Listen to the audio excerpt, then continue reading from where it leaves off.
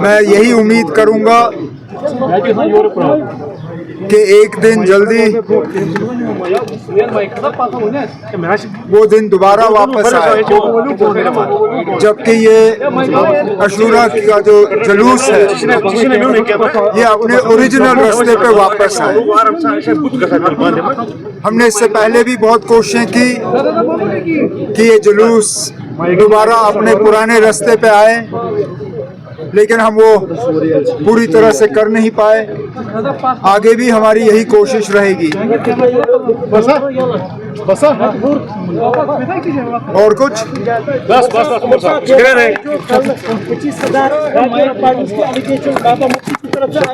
लेकिन आप ये कहते हैं ना हिंदी में, उल्टा चोर कोतवाल को डांटे।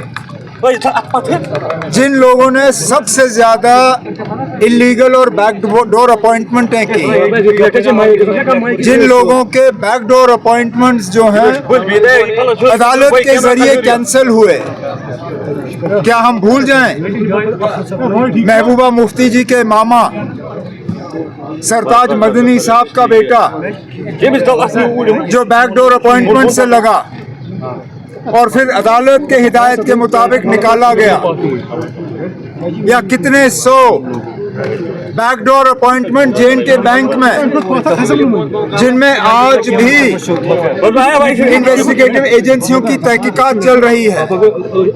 मैं अगर पीडीपी बीजेपी के बैकडोर अपॉइंटमेंट्स गिनना शुरू करूं तो आपके पास उतना वक्त नहीं होगा गिनने के लिए। एक सबूत के साथ वो इल्जाम लगाए, मैं जवाब देने के लिए तैयार हूं। एक नाम दें किसी एक उम्मीदवार का जो बैकडोर अपॉइंटमेंट के तहत लगे हों, हम सफाई देने के लिए तैयार हैं। लेकिन इन बेबुनियाद इल्जामों का पूरी तौर यहाँ जवाब हम देंगे नहीं। सारी जानकारी हमने जमा की है।